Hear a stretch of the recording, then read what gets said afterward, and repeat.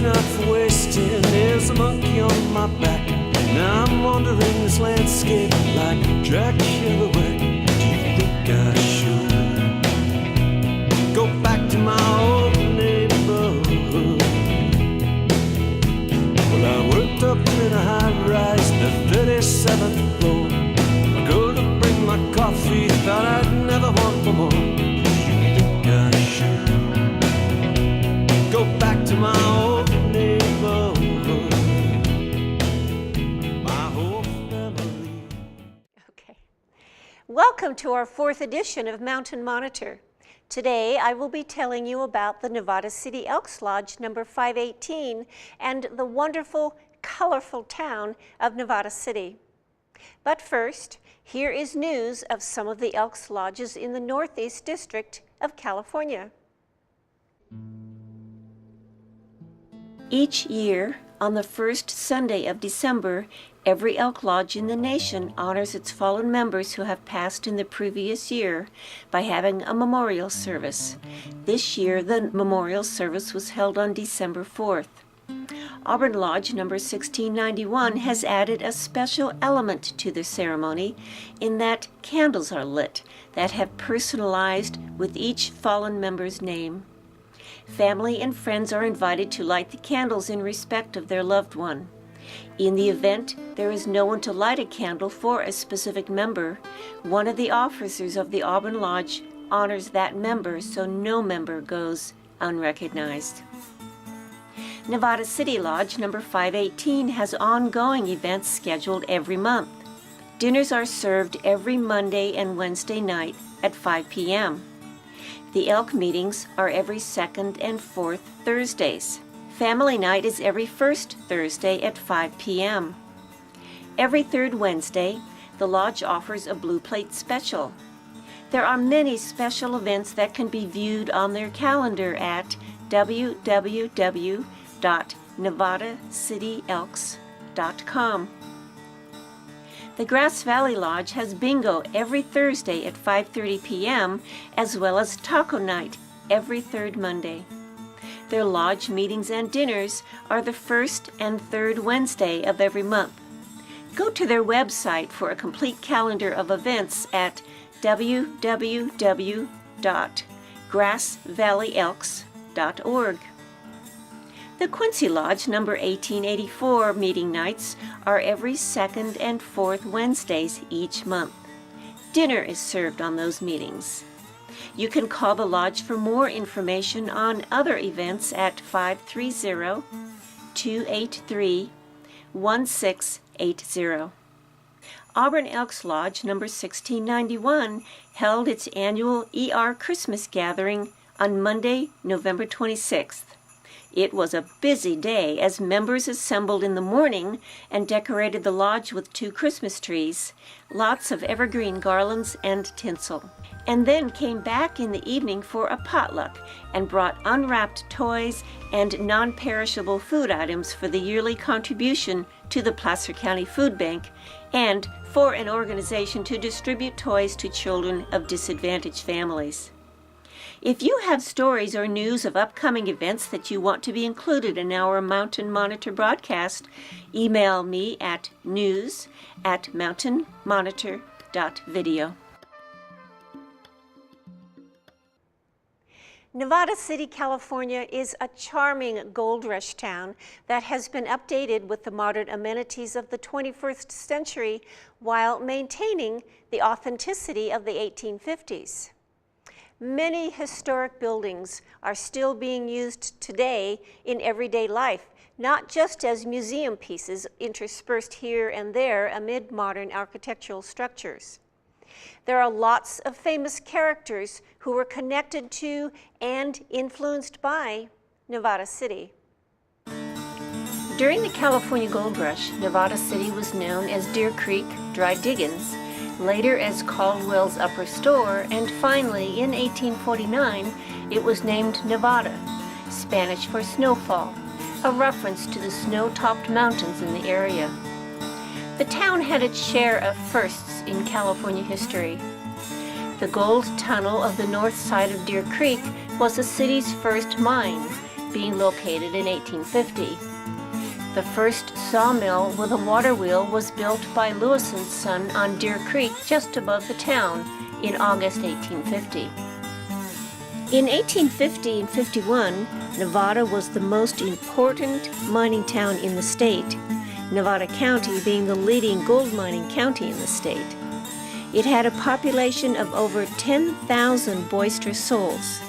In April 1851, the Nevada Daily Journal became the first newspaper published in the town and county. The town of Nevada was incorporated on April 19, 1856. In 1864, the word city was added to the name to relieve confusion with the nearby state of Nevada, and the town has legally been known as Nevada City ever since. The former town of Coyoteville, California, later became Nevada City's northwestern section. Many famous people were influenced by living in the area of Nevada City and contributed to its history. Former U.S. President Herbert Hoover lived and worked there as a gold miner in his younger days after graduating from Stanford University in 1895 with a degree in geology. He is only 23 years old in this photo. George Hearst, U.S. Senator and father of newspaperman William Randolph Hearst, made his fortune in California gold and Nevada silver mining. Aaron A. Sargent moved to Nevada City in 1850 and worked on staff at the Nevada Daily Journal, eventually becoming the newspaper's owner. He served 2 terms in Congress and was also elected to the U.S. Senate. While in Congress, he was the author of the Pacific Railroad Act. William Morris Stewart left his studies at Yale University to begin mining near Nevada City. In 1852, he stopped mining and decided to become a lawyer in Nevada City, and almost immediately became a district attorney and served as Attorney General of California briefly in 1854 at the age of 27. It was in May 1853 that Professor Henry Durant, formerly of Yale University, met with a committee in Nevada City to formulate plans for an academy that was incorporated 2 years later as the College of California. It would later become the University of California, Berkeley. Harry Lane Engelbright was born in Nevada City, January 2, 1884, attended the University of California at Berkeley, and graduated as a mining engineer. He followed his profession and became a mineral inspector for the field division of the General Land Office. He was also engineer for the State Conservation Commission of California from 1911 to 1914. Engelbright Dam and Engelbright Lake are named after him. He also served as exalted ruler of the Nevada City Elks Lodge No. 518 from 1927 to 1929. He was buried in Pine Grove Cemetery in Nevada City. The National Hotel on Broad Street is one of the oldest continuously operating hotels west of the Rocky Mountains, and it is there that the consolidation of water companies that formed the Pacific Gas and Electric Company had its first general office. The Nevada Theater, built on the site of the Bailey House Hotel that burned to the ground in 1863, is the oldest existing theater building on the West Coast that continues to operate as a theater. Its grand opening was in 1865, the same year that John Wilkes Booth assassinated President Abraham Lincoln. The Nevada Theater stage was graced by many famous personalities, such as actress Lotta Crabtree, who was dubbed the nation's darling. She was born in New York City to English parents and raised in the gold mining hills of Grass Valley as a young girl when they moved in 1853. She started acting and singing on stage at the mining camps at age 6 years old. In 1856, having made a name for herself on stage in California, she toured the East Coast. In the 1880s, She was the highest paid actress in America. She then traveled abroad with her mother and brothers and retired at age 45, but made one final appearance in 1915 in San Francisco for Lotta Crabtree Day. At her death in September of 1924, she left an estate of $4 million in a charitable trust for such causes as veterans, aging actors, and animals. The trust still exists today. Lola Montez, a dancer and actress, was Lotta Crabtree's neighbor and encouraged Lotta's enthusiasm for performance. Lola Montez was born in Ireland and became known as a Spanish dancer, courtesan, and mistress of King Louis I of Bavaria. As an adult, she proved to be difficult, high-strung, and power-hungry, getting into situations of influence by association with royalty and influential military men. She lived in Paris, Munich, Switzerland, England, and Australia. In 1851, with her reputation of arrogance and scandalous disregard for propriety too well known in Europe, she set off to make a new start in the United States. After 2 years of performing on the East Coast, Lola moved to Grass Valley in August of 1853. She bought a schoolhouse and converted it to her home. She hosted parties in the salon, kept a pet bear, and mentored the young Lotta Crabtree, whose home was on the same street, and to whom she provided dancing lessons. America's most famous literary icon, Mark Twain, made several appearances at the Little Nevada City Theater during his career. Born Samuel Clemens in 1835 in the little town of Florida, Missouri, Twain held many jobs as a young man, including printer's apprentice at age 12. At 17, he took a printer's job in St. Louis, Missouri, and became a river captain's apprentice. It was there that he took the pen name of Mark Twain, referring to safe depth of waters for boat navigation. During the Civil War in 1861, with the closing of the Mississippi River, Clemens began working as the newspaper reporter for several newspapers all over the United States. He began to gain fame when his story, The Celebrated Jumping Frog of Calaveras County, appeared in the New York Saturday Press in November of 1865. Twain said, "I came in with Halley's Comet in 1835. It is coming again next year, and I expect to go out with it. It will be the greatest disappointment of my life if I don't go out with Halley's Comet. The Almighty has said, no doubt, 'Now here are two unaccountable freaks.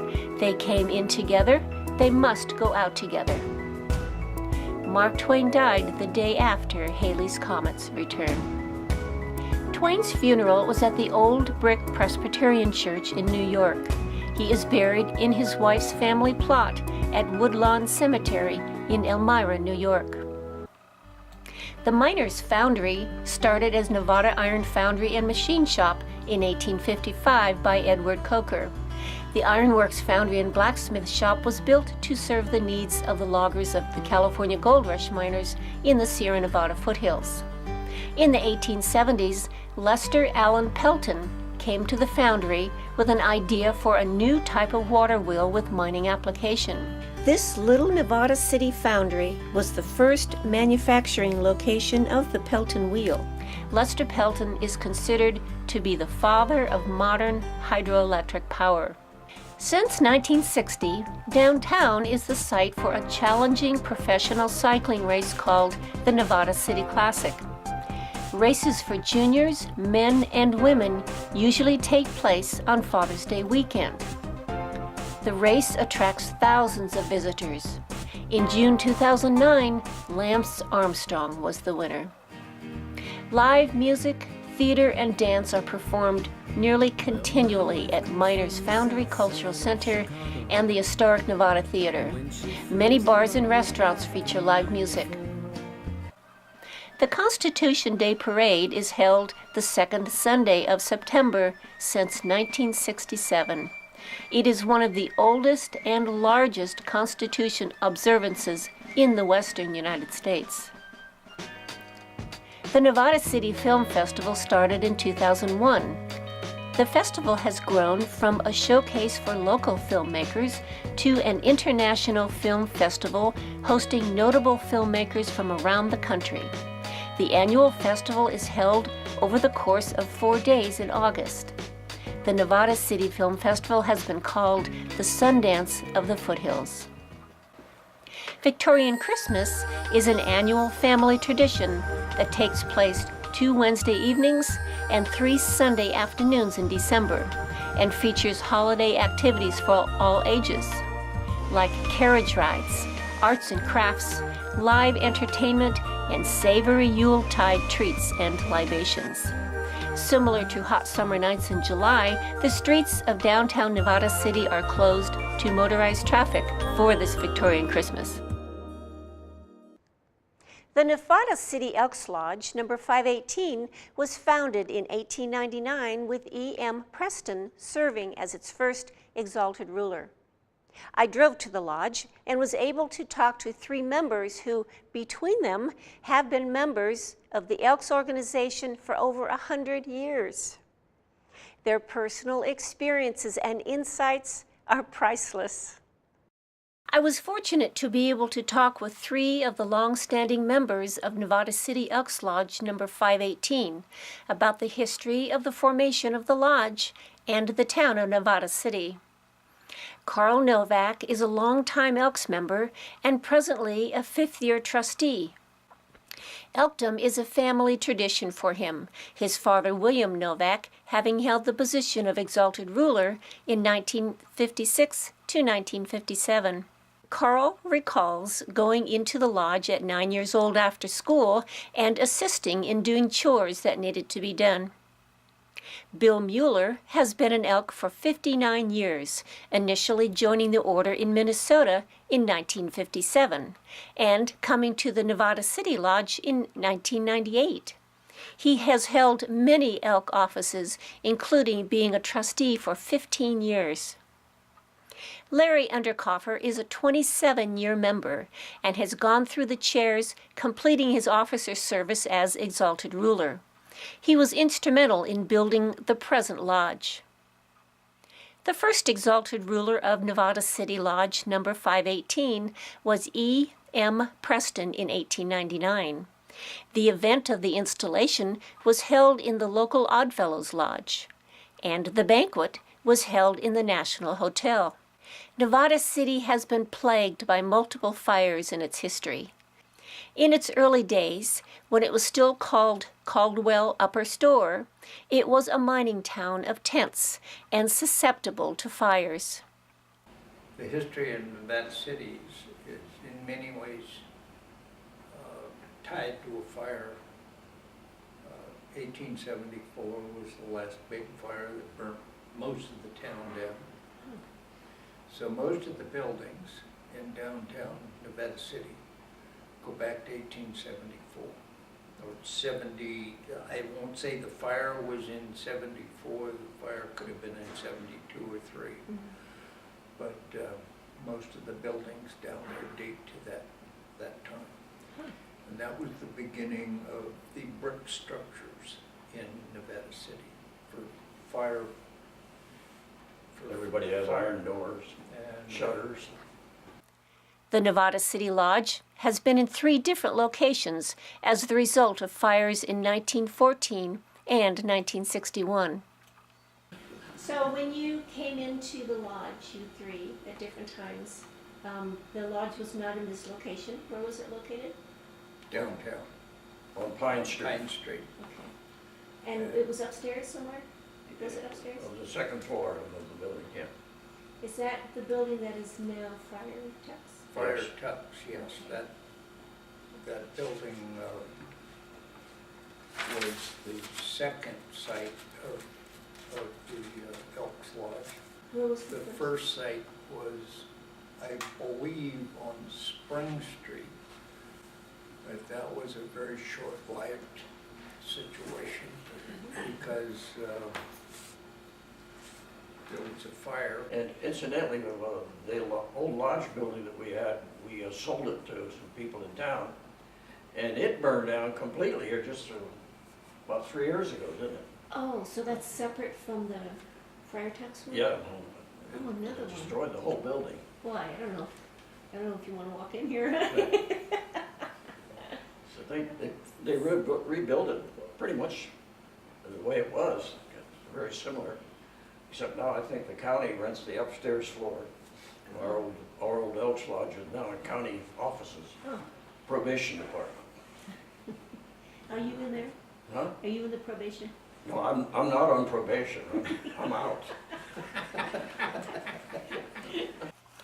Larry Underkoffer was involved in the construction of the current 10,000 square foot lodge. I was in the construction when we built this building.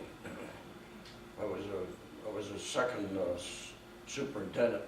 First superintendent was Bob Fedor.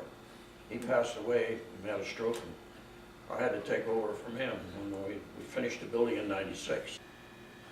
The building was, I know quite a bit about the construction of the building because I was here for the entire time. So we built this building in between '94 and '96. Finished it in December of '96. And it's been pretty serviceable. And we have, it's a good lodge. Elkdom is rich in history, and we are fortunate to have these princes of information in the form of our elder members from which to draw experiences and inspiration. Well, I've been on the trustees, this is the 5th year, so I'm done in April.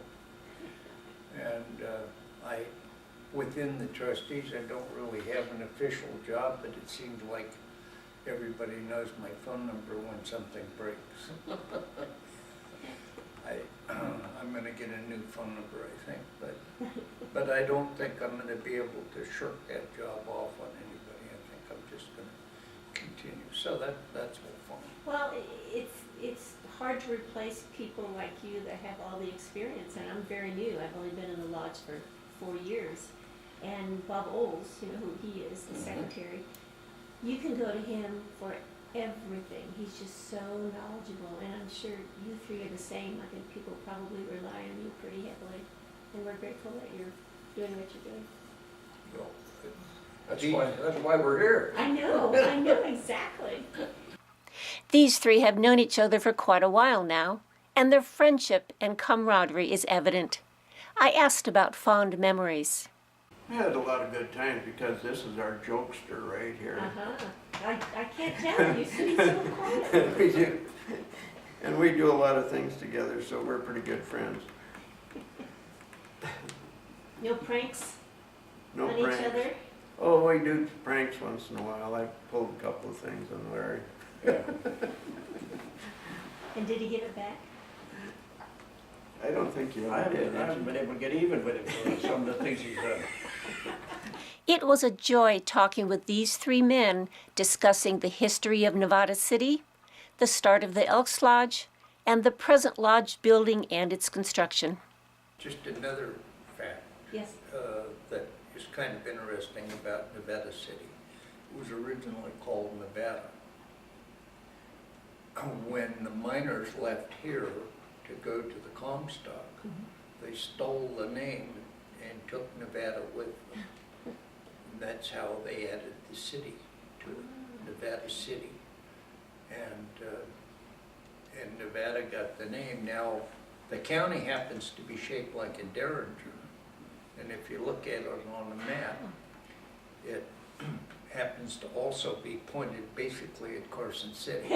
So, I don't know if that, Whether it was intentional or... those are just little tidbits. The Benevolent and Protective Order of Elks is an American organization giving aid to those in need. The local California-Hawaii Elks Association has chosen veterans and children as their main focus for this aid. The Elks provide programs for all children such as drug abuse prevention, scholarships, dictionary programs, and Americanism, and many more. The Elks hoop shoot free throw contest for youngsters is one such program. In Corvallis, Oregon, in 1946, while observing a group of boys playing basketball, the late past national president Frank Heiss noticed that the smaller kids had a hard time keeping up with the others. To level this imbalance, he organized a free throw contest where every child could participate. On that day, the Elks hoop shoot was born. But it wasn't until 1972 that the program held its first national finals in Kansas City, Missouri. 1974 was a big year for the program. The Elks National Foundation started funding the program. Gerald Getty Powell was named as the program's first national director. One of his first orders of business was to allow girls to fully compete in the contest. In 1975, the Basketball Hall of Fame in Springfield, Massachusetts, offered the program the opportunity to display a plaque inscribed with the names of all the national champions. The plaque has been displayed there ever since. In 1979, Powell retired, and Emil Brady became the second national director of the program. In 1980, the national finals moved to Indianapolis. They remained there through 1995, except for 1991 when they were held in Springfield in conjunction with the Hall of Fame's celebration of basketball's centennial. In 1996, the finals moved back to Springfield, where they remained until 2015. Starting in 2016, the Hoop Shoot National Finals are now held in Chicago, the home of the Elks. In 1997, Cam Cronk took over as national director. In 2012, Cam and his wife Linda hung up their jerseys. Since 2012, the Elks National Foundation both funds and runs the program. The grit movement in education started a few years ago when psychologist Angela Duckworth studied people in various challenging situations, including National Spelling Bee participants, rookie teachers in tough neighborhoods, and West Point cadets. Her research suggested that grit was a more accurate predictor of success than social intelligence, good looks, physical health, or IQ. Grit is the will to persevere in the face of long odds. But the important thing is that this characteristic that researchers and experts have concluded is so important for our children, our Hoop Shoot program develops and reinforces, and has done so for more than 40 years. Participants in the Hoop Shoot develop grit by setting goals, working hard to achieve them, failing and bouncing back to try again, and work even harder the next year. In 2015, the Elks debuted a 6-part series featuring videos of a few finalists and their parents telling stories of hard work and determination and of perseverance in response to failure and of setting goals, falling short and getting back up, and doing it again. It turns out, while the Elks were immersed in running the Hoop Shoot, its outcomes had become the holy grail of youth programming. The National 2017 ENF Hoop Shoot National Finals will be held on April 22, 2017 in Chicago, Illinois. For more information, contact your local Elks Lodge or www.hoopshoot@elks.org.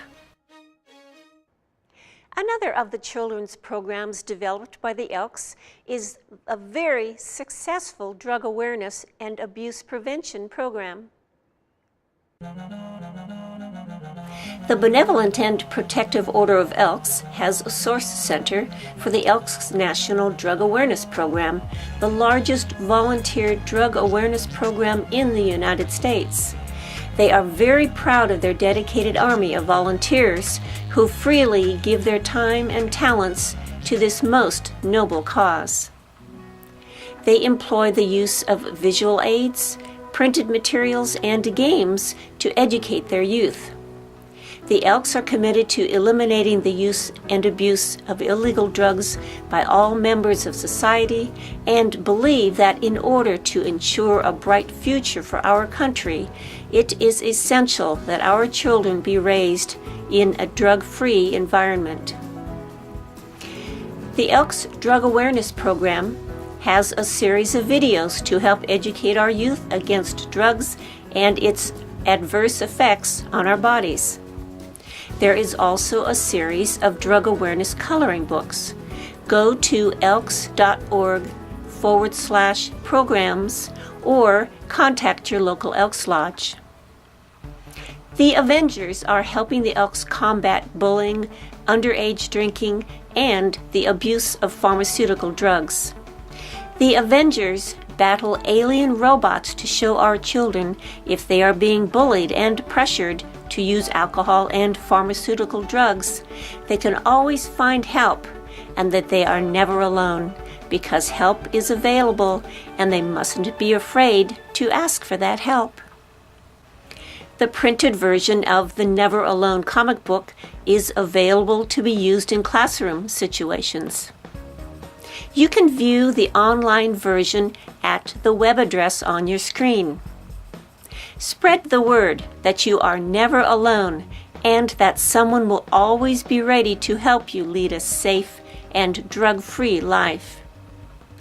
Elroy, the Elks mascot, has many programs for our youth like drug awareness poster essay and video contests, an exercise series called Getting Fit with Elroy, and Elroy's Corner, exploring choices we make and how they affect us and others around us.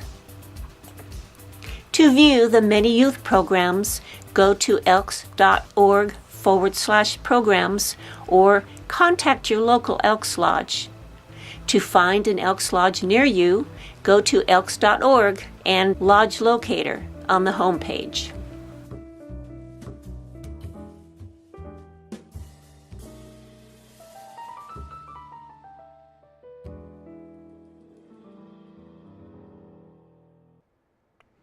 This fourth edition of Mountain Monitor featured the bustling gold rush town of Nevada City and the Nevada City Elks Lodge, number 518.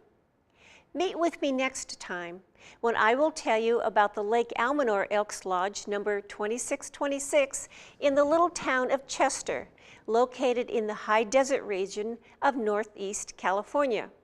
And I will give you more insight into the Elks organization. Thank you so much for joining me. Have a wonderful and safe Christmas and Happy New Year. And I will see you next time in 2017. Mountain Monitor is recorded at the Atwood Video Production Studios in Auburn, California.